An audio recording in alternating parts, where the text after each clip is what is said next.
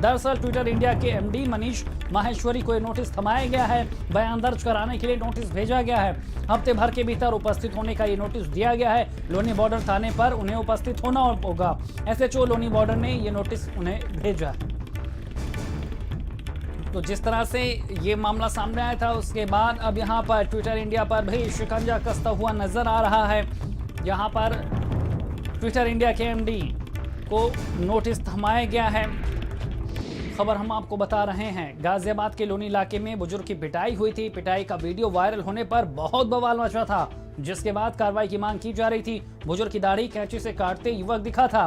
बुजुर्ग को बेरहमी से युवक मार रहे थे, जिसके बाद यहां पर अब कार्रवाई होती हुई नजर आ रही है। विपक्षी दलों ने योगी सरकार को घेरा था, अब यहां पर नोटिस थमाया गया है। और इसी खबर पर ज्यादा जानकारी के साथ संवाददाता लोकेश हमारे साथ गाजियाबाद से सीधे जुड़ गए हैं। लोकेश, जिस तरह से ये वीडियो वायरल हुआ था, तमाम सवाल खड़े हुए थे और ट्विटर इंडिया की जो भूमिका थी वो भी यहां पर कटघरे में थी, अब नोटिस थमाया गया है।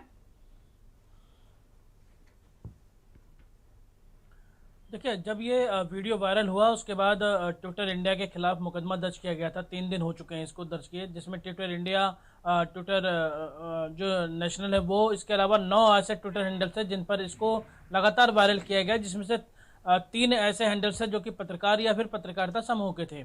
इस मामले में केवल अभी तक ट्विटर इंडिया को ही नोटिस भेजा गया है और उनसे 1 हफ्ते के भीतर पूछताछ के लिए बुलाया गया। और ये जो नोटिस भेजा गया है वो मैनेजिंग डायरेक्टर मनीष माहेश्वरी हैं ट्विटर के, उनको भेजा गया कि वो प्रेजेंट होकर के लोनी थाने में जो इस केस के जांच अधिकारी हैं उनके सामने अपने बयान दर्ज कराएं।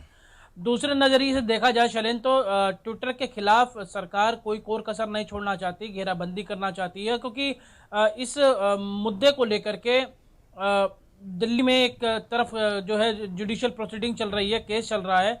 आज संसदीय समिति के सामने भी जो ट्विटर और फेसबुक के से संबंधित जो कमेटी बनाई गई है वहाँ भी उनकी पेशी होनी है। इस पूरे मामले में ये माना गया है कि ट्विटर जो कि इस तरीके से मैनिपुलेटेड वीडियो करके इसको बैन कर सकता था, उसने ऐसा नहीं किया और इसीलिए उस पर यह आरोप लगाया गया है कि इस धार्मिक भावनाओं को भड़काने के लिए उनकी तरफ से सोशल मीडिया का जो प्लेटफॉर्म है उसको इस्तेमाल करने की इजाज़त दी गई। जबकि लगातार यूपी पुलिस, गाजियाबाद पुलिस उस वीडियो को लेकर के, बुजुर्ग की पिटाई के वीडियो को लेकर क्लैरिफिकेशन दे रहे थे कि ये वीडियो धार्मिक उन्माद बढ़ाने वाला नहीं था, ये आपसी मारपीट का मामला था। लेकिन स्थानीय जो नेता थे या फिर यूँ कहें कि जो जब ये वायरल हुआ उस पर ट्विटर पर यह माना गया कि ट्विटर ने इसको बैन नहीं किया लगातार कहने के बावजूद भी, और इससे दंगा भड़काने जैसी साजिश जो है उसकी बू आती है और इसमें ट्विटर ने अपना रोल अदा किया है। इसीलिए ये ट्विटर के ऊपर शिकंजा कसा गया और उनको पूछताछ के लिए बुलाया गया। और इस पूछताछ के बाद ये भी माना जा रहा है कि जो 9 नामजद इसमें आरोपी थे उसमें से केवल अभी तक ट्विटर को भेजा गया है। इसके बाद इन्वेस्टिगेशन और आगे चलेगी और भी लोगों को कॉल ऑन किया जा सकता है। पुलिस साहब कह रही है कि जितने और भी हैंडल्स हैं जिसके जरिए इस वीडियो को वायरल करने की बात कही गई, वो भी हैंडल्स जो हैंडल्स के ऑपरेटर हैं या फिर वो जो इंडिविजुअल्स हैं उन सभी लोगों को तलब किया जाएगा, उनसे भी पूछताछ की जाए। बिल्कुल लोकेश, तमाम जानकारी देने के लिए आपका शुक्रिया। तो हम आपको ये गाजियाबाद से खबर बता रहे थे जहां पर किस तरह से अब ट्विटर हैंडल के खिलाफ शिकंजा कसता हुआ नजर आ रहा है। ट्विटर इंडिया के एमडी को यहाँ पर नोटिस थमाया गया है, मनीष माहेश्वरी को ये नोटिस भेजा गया है और 1 हफ्ते के भीतर उनको जवाब दर्ज कराने के लिए कहा गया है।